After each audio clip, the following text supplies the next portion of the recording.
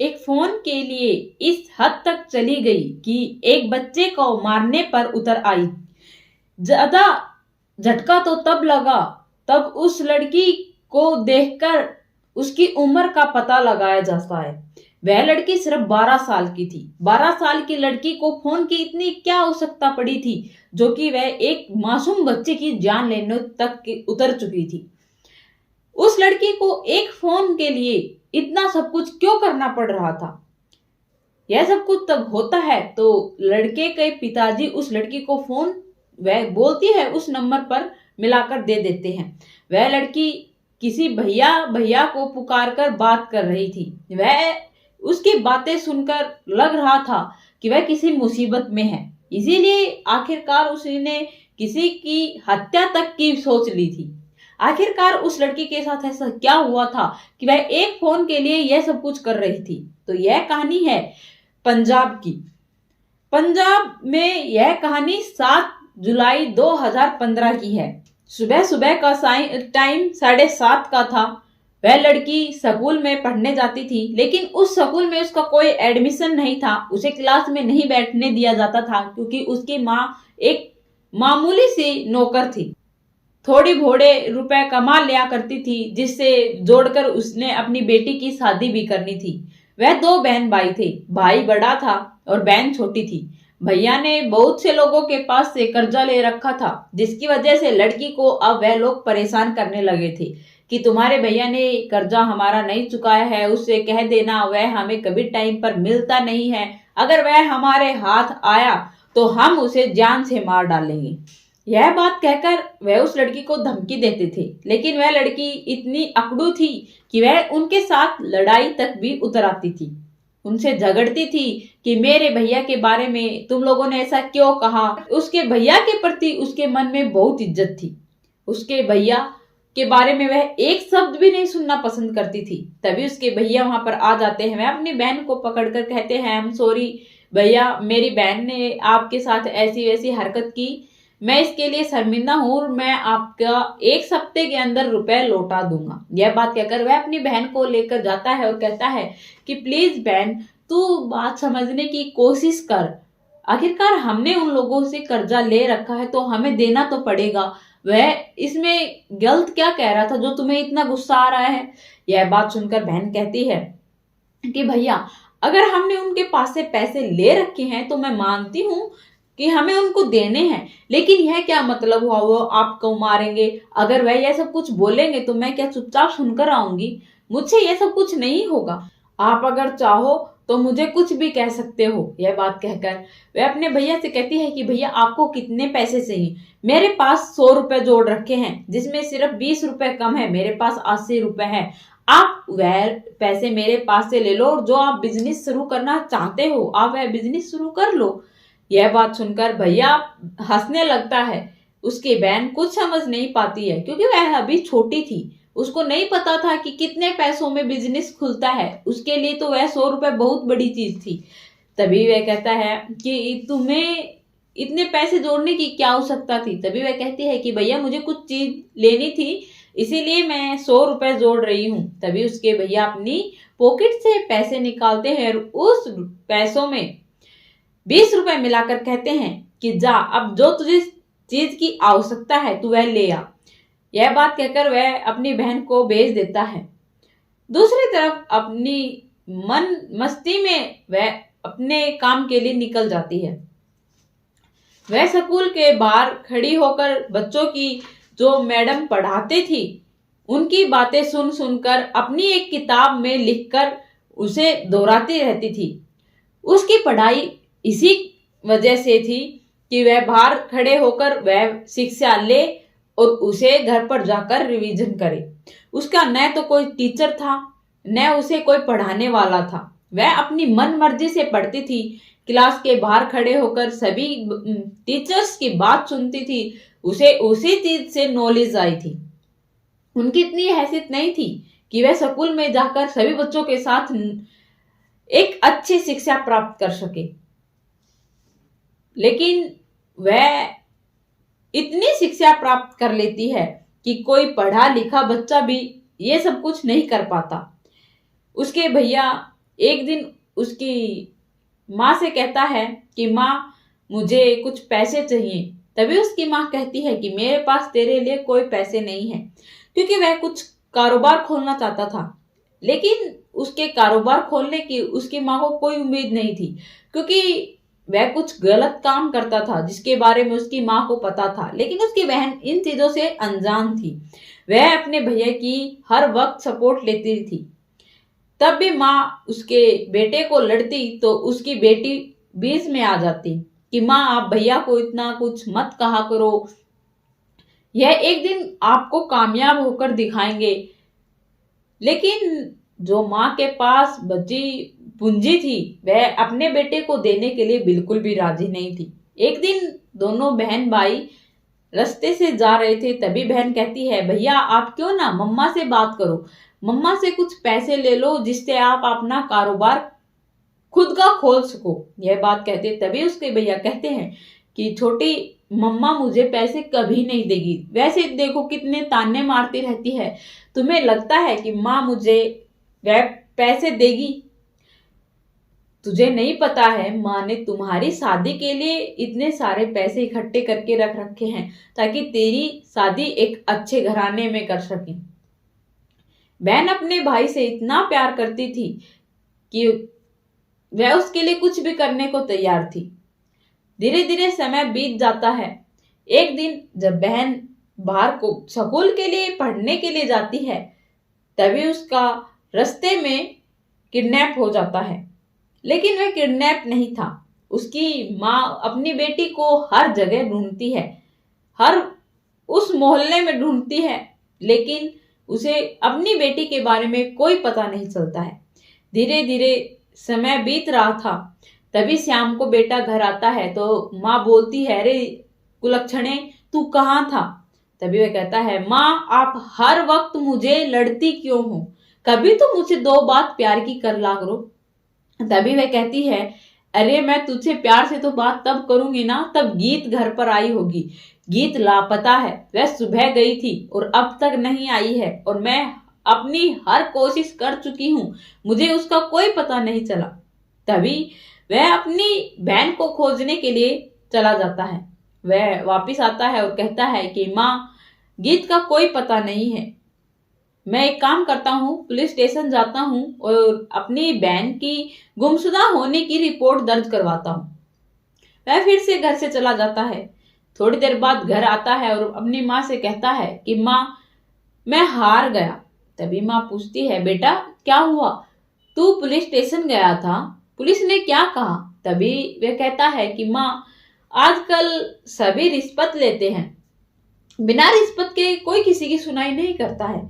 उन लोगों ने मेरे पास से पैसे मांगे, मेरे पास न होने के कारण अब मैं निराश होकर घर पर बैठ गया हूँ। मैं अपनी हर कोशिश कर चुका हूँ लेकिन मुझे गीत नहीं मिली। यह बात कहकर वह रोने लग जाता है, क्योंकि उसे पता था कि माँ के पास कुछ कंगन है जो कि वह तुझे दे देगी। माँ भी बेटी की भावना में इतनी बह चुकी थी कि वह अपनी कुछ जो उन्होंने बचाकर पॉकेट मनी रखी थी वह पैसे और कुछ सोने के कंगन अपने बेटों को लाकर थमा देती है और कहती है कि ले बेटा इन्हें बेचकर तू रिपोर्ट ले, लेकिन मुझे मेरी रीत चाहिए, मेरा मन बहुत खराब हो रहा है, बहुत गंदे गंदे विचार आ रहे हैं, प्लीज तू जल्दी से जाकर मेरी रीत को ढूंढ ला। तेज भी चला जाता है अपनी बहन को ढूंढने के लिए, लेकिन उसका यह सारा प्रचंड रचा हुआ था जिसके बारे में किसी को कुछ पता नहीं था। वह रीत को ढूंढने का बहाना करके बाहर जाकर बैठ जाता है। वह न तो किसी पुलिस स्टेशन में उनकी रिपोर्ट दर्ज करवाने जाता है न कुछ और। लेकिन माँ जो कि अनपढ़ थी उसे तो यह भी नहीं पता था कि उनके जो पास में पढ़ने वाला पुलिस स्टेशन है वो कहाँ पर है, तो वह पुलिस स्टेशन में कैसे जाएगी। उसने अपने बेटे पर विश्वास करके बहुत गलत किया। वैसे तो भाई बहन का रिश्ता बहुत अनमोल माना जाता है, लेकिन तेज ने यह रिश्ता बहुत ज्यादा नीचे गिरा दिया। बहन की तो रक्षा करता है भैया, लेकिन इस भैया ने तो अपनी बहन को ही बेच दिया। आखिरकार उसने ऐसा क्यों किया, जबकि उसकी बहन तो उसका हर वक्त हर समय उसका साथ देने के लिए तैयार थी, उसके बारे में एक लफ्ज भी नहीं सुनती थी। फिर ये भैया इतना निर्दयी कैसे हो गया? उसने अपने एक दोस्त को अपनी बहन को बेच दिया और कहा कि बहन, मेरे जिस लोगों से पैसे मांग रखे हैं, उधार ले रखी है, वह लोग तुझे किडनैप करने की सोच रहे हैं और मैं चाहता हूं कि तू बंबई जाए और बंबई जाकर मेरे दोस्त के घर पर रहे और तब मामला ठंडा हो जाएगा तो मैं तुझे लेने आऊंगा। बहन को इन सभी चीजों के बारे में नहीं पता था कि उसके भैया ने क्या साजिश रच रखी है। वह उसके जाल में आसानी से फंस जाती है, क्योंकि वह अपने भाई पर इतना विश्वास करती थी, शायद वह खुद पर भी नहीं करती थी। आखिरकार हमारे समाज में भाई नाम ही एक ऐसा है जिस पर हम आंख बंद कर कर भरोसा कर सकते हैं, लेकिन तेज ने यह विश्वास उसका चकनाचूर कर दिया। वह वहां पर चली जाती है और उसे वहां पर टॉर्चर किया जाता है, खाना बनाना सिखाया जाता है, झाड़ू पोछा करना सिखाया जाता है। कुछ दिन तक तो उसको कुछ समझ नहीं आता, लेकिन धीरे धीरे उसके ऊपर टॉर्चर डाला जाता है, जिसकी वजह से उसे पता चलता है कि वह मुसीबत में है और उसके साथ जो भी कुछ हो रहा है वह गलत हो रहा है। मैं सोचती थी कि मैं तो इन लोगों की मेहमान हूं और ये मुझे इतना कुछ करवाते हैं। आखिरकार ये लोग कैसे हैं? हमारे तो गांव में ये सब कुछ नहीं होता। वो किसी ने कहा है, ऊंची दुकान फीके पकवान। वैसे ही हमारा गांव छोटा है, लेकिन रिश्तेदार मेहमानों की इज्जत करने में एक नंबर है। और ये शहर के लोग रिश्तेदारों की तो इज्जत करना ही नहीं जानते। बताओ, इनको कौन बताए कि रिश्तेदारों को इतना काम का प्रेशर नहीं देते। यह लोग मुझे झाड़ू लगवाते हैं, पोछा लगवाते हैं, कभी खाना बनवाते हैं, लेकिन धीरे धीरे उसको अब दबाव से काम करवाया जाता था।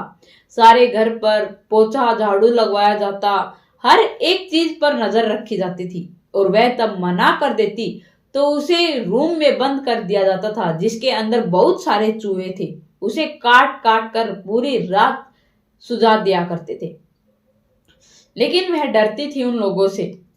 अब वह कुछ कर भी नहीं पा रही थी। उसके साथ एक लड़की और रहती थी जो कि उसे सब कुछ बताती है और कहती है कि यह लोग झूठ बोलते हैं और मैं भी एक अनाथ आश्रम में रहा करती थी और इन भैया ने मुझे विश्वास दिलाया कि मैं तुम्हें नौकरी दिलाऊंगा, तुम्हें तुम्हारे पैरों पर खड़ा करूंगा, इसीलिए मैं इन लोगों की बातों में आ जाती हूँ और आज मेरी यह हालात हो रही है यहाँ पर। यह बात कहकर वह रोने लग जाती है।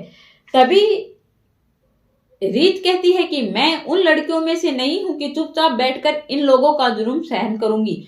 अगर एक बार मेरी बात मेरे भैया से हो जाए तो मैं इन लोगों की देखना कैसे बैंड बजाती हूँ। उसे अपने भैया पर इतना विश्वास था कि वह अपने भैया से बात करने के लिए मौका ढूंढने लगी।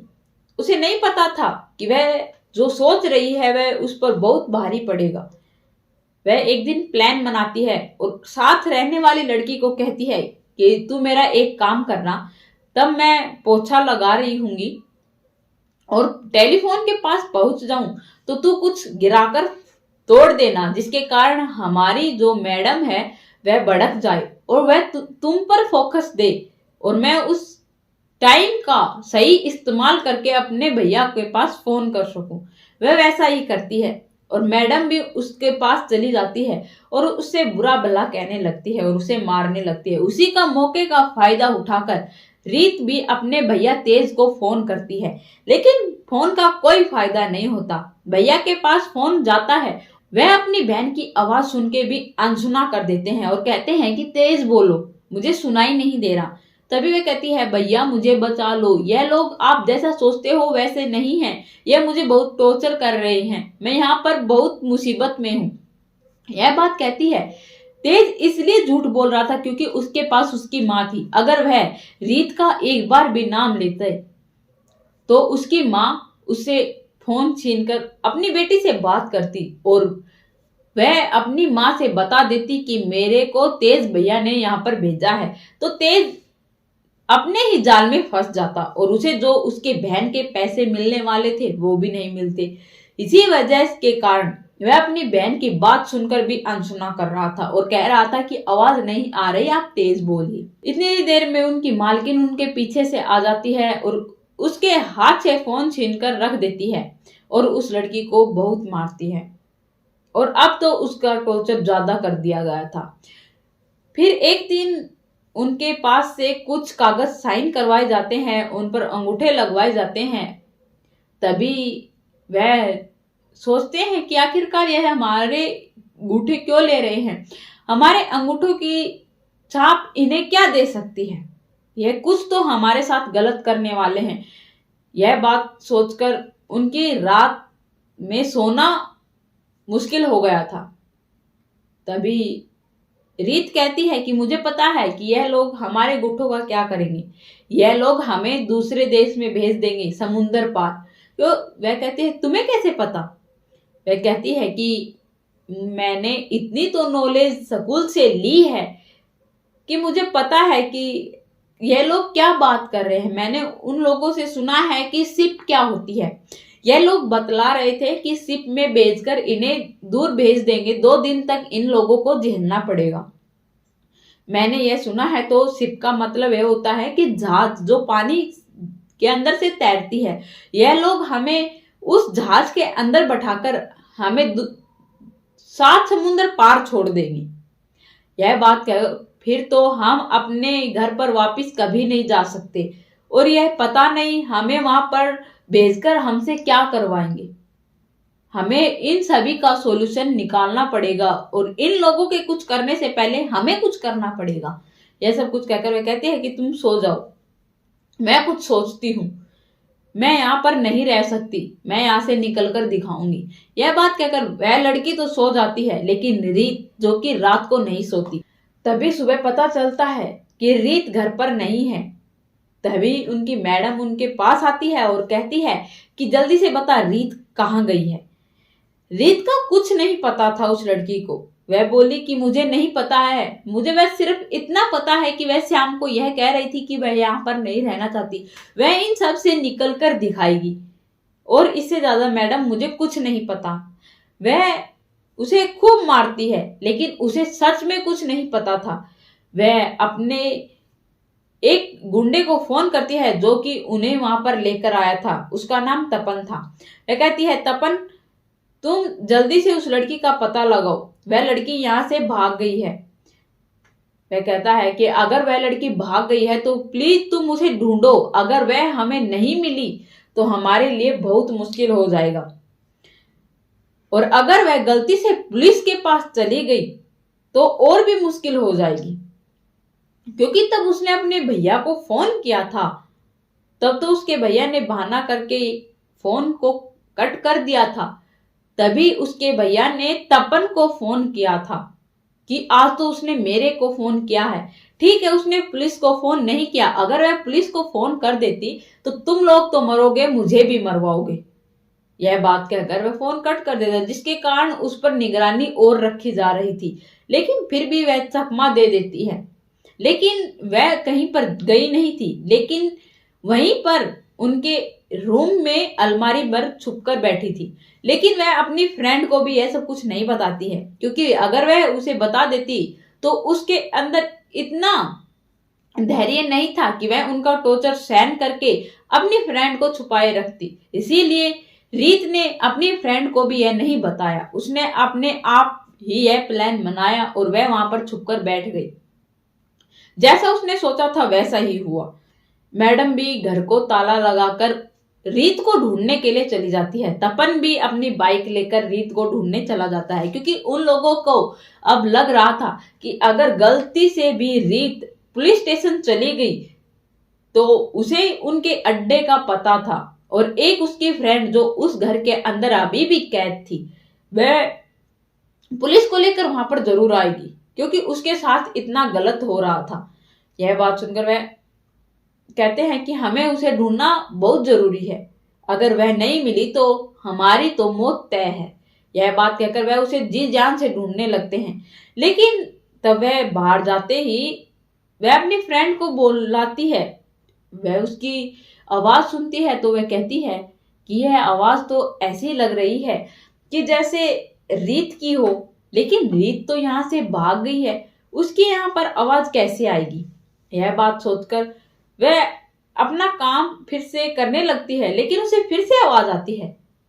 वह आवाज को ध्यान से सुनती है और वह अलमारी के पास जाती है। वह अलमारी को खोलती है तो देखती है कि रीत तो अलमारी के अंदर बैठी थी, जिसके बारे में किसी को नहीं पता था। वह कहती है कि तू यहाँ कैसे आई, और वहां पर तो सभी तुझे ढूंढने की कोशिश कर रहे हैं। तभी वह कहती है, अरे मेरी बहन, मैंने इसीलिए तुझे नहीं बताया, क्योंकि तू अगर वह लोग पूछते तो जरूर बता देती, इसीलिए मैंने तुझे कुछ नहीं बताया और मैं यहाँ छुप कर बैठ गई, ताकि वह लोग हमें कुछ टाइम दे और हम यहाँ से फरार हो सके।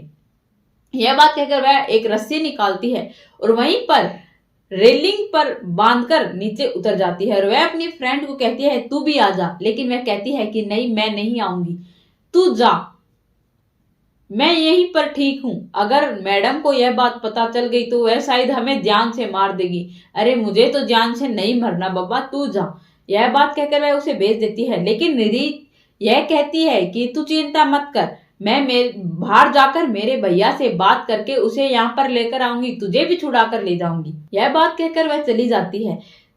जाने के बाद वह अपनी फ्रेंड का बेसब्री से इंतजार कर रही थी, क्योंकि उसे भी उस दलदल से निकलना था। दूसरी तरफ रीत अपनी जी जान लगा देती है, लेकिन उसे कोई भी फोन देने के लिए तैयार नहीं होता। वह दौड़ती है, तलमलाट करते हुए किसी किसी के पास फोन मांगती है, लेकिन कोई भी उसे फोन नहीं देता।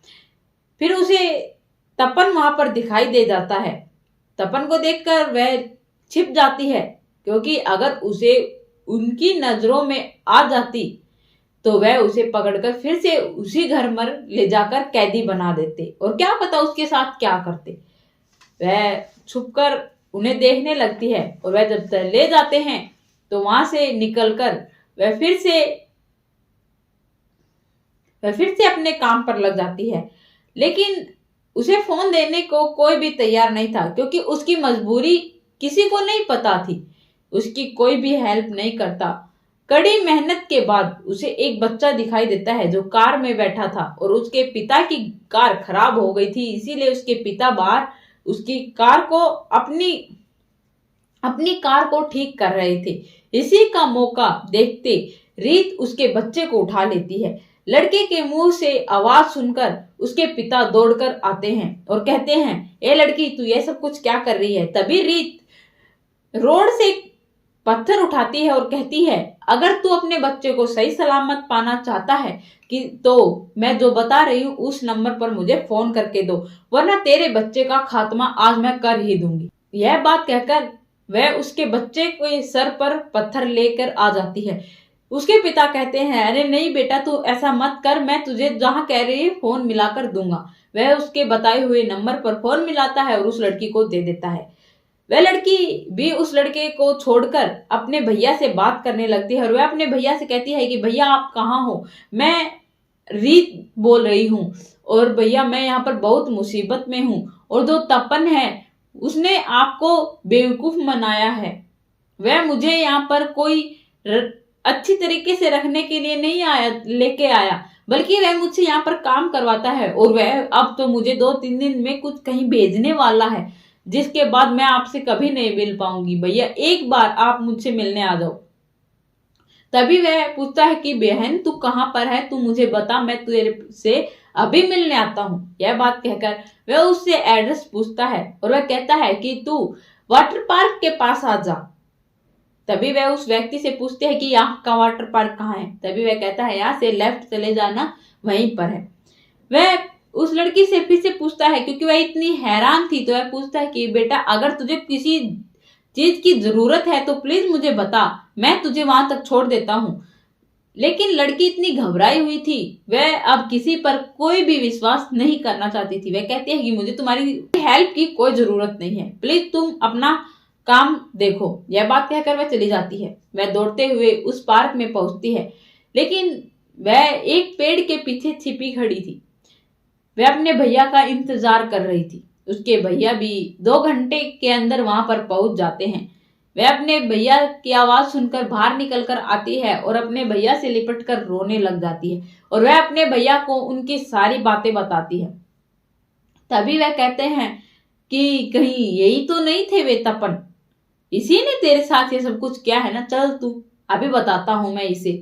वह कहता है कि तपन तूने तो यह कहा था ना कि तू मेरी बहन को जहाज में घुमाएगा, अब तक तूने मेरी बहन को जहाज में नहीं घुमाया। तभी वह कहता है अरे तेज, मैं भी तो तेरी बहन को जहाज में घुमाने की ही तो कोशिश कर रहा हूं, यह है कि जो मान ही नहीं रही है।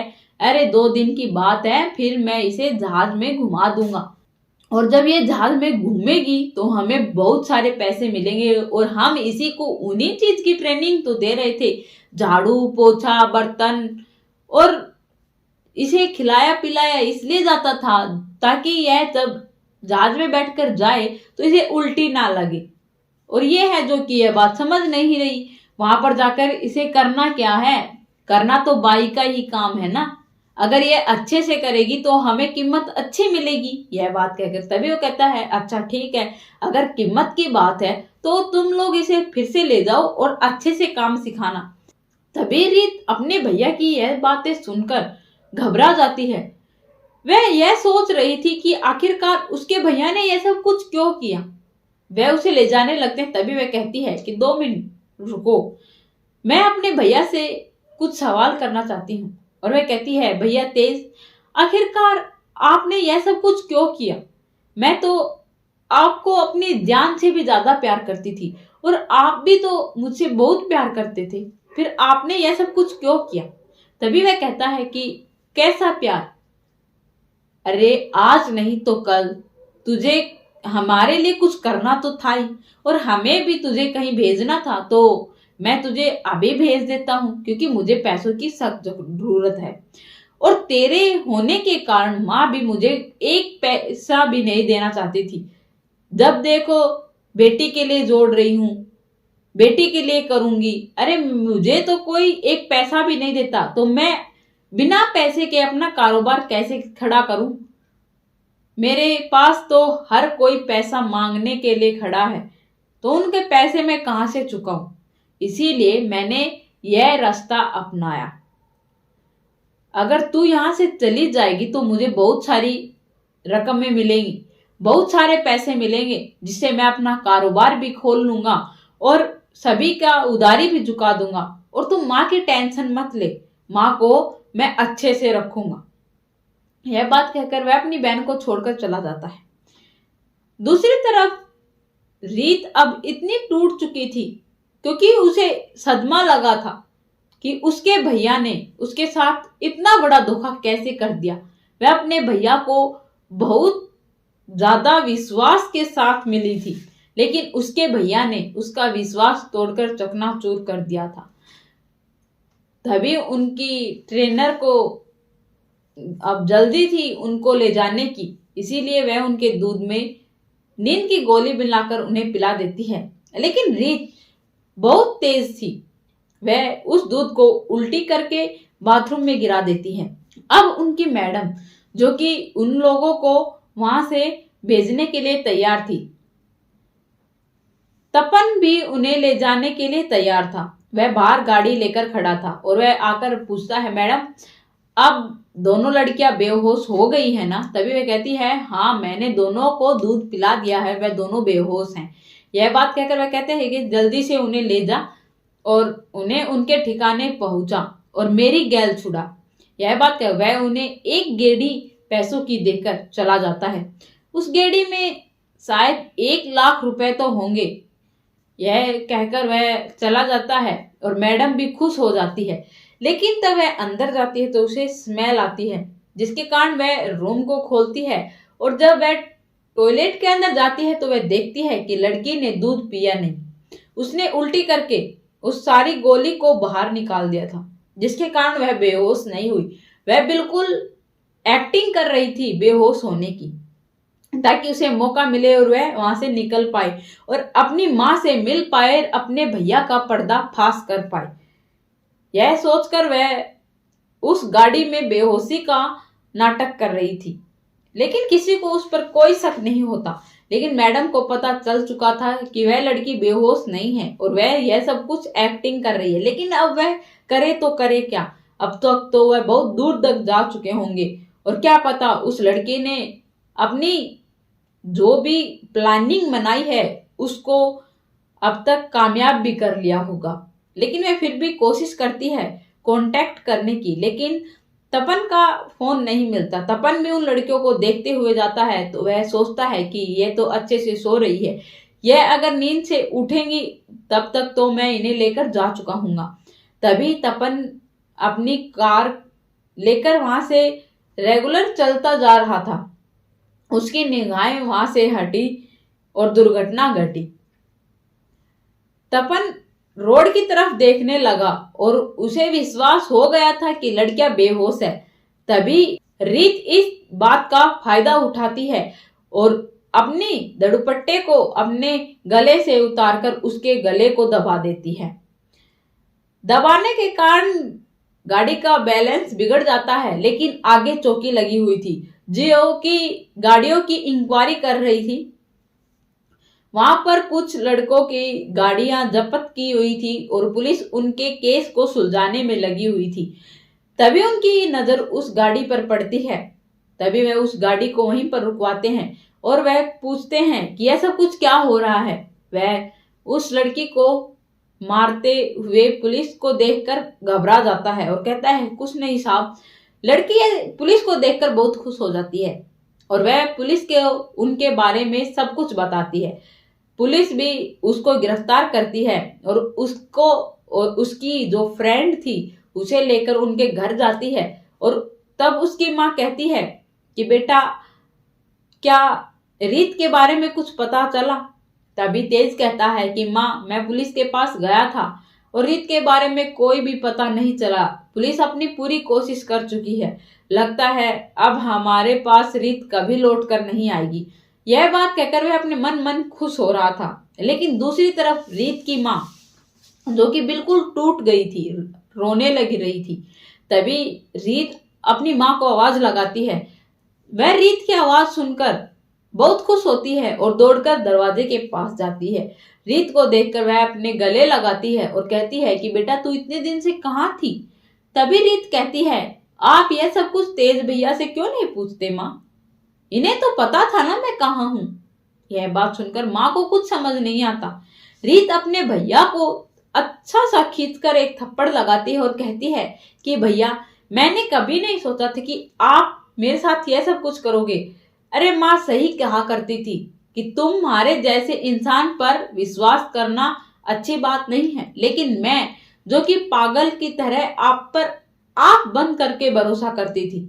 यह बात कहकर वह पुलिस को कहती है कि ले जाओ इसे, इनका और हमारा कोई रिश्ता नहीं है। और वह अपनी माँ से लिपटकर खूब रोती है क्योंकि उसने जिस पर विश्वास किया उसने विश्वास इतनी बुरी तरह तोड़ दिया था कि अब वह कभी भी किसी पर विश्वास नहीं करेगी। वो तो ठीक है उसके साथ कोई गलत काम नहीं हुआ, अगर उसके साथ ऐसा कुछ हो जाता तो वह जीने को भी तैयार नहीं होती। अब वह अपनी माँ के साथ रहती है और पढ़ लिख कर एक कामयाब इंसान बन गई है और अपनी माँ का अच्छे से ख्याल रखती है। और उसके भैया को उम्र कैद की सजा हो गई क्योंकि उसने एक लड़की को बेचने की कोशिश की, एक लड़की की इज्जत के साथ खिलवाड़ किया था। वह अब अपनी सजा सलाखों के पीछे काट रहा है। आप लोगों की इस कहानी के बारे में क्या राय है कमेंट में लिखकर जरूर बताना। आप लोग मेरी वीडियो तो देखते हो लेकिन मेरे चैनल को सब्सक्राइब नहीं करते, इसीलिए आप लोग मेरे चैनल को सब्सक्राइब करना और बेल नोटिफिकेशन को ऑन करना ताकि मेरी हर वीडियो जल्द से जल्द आप लोगों तक पहुंचे।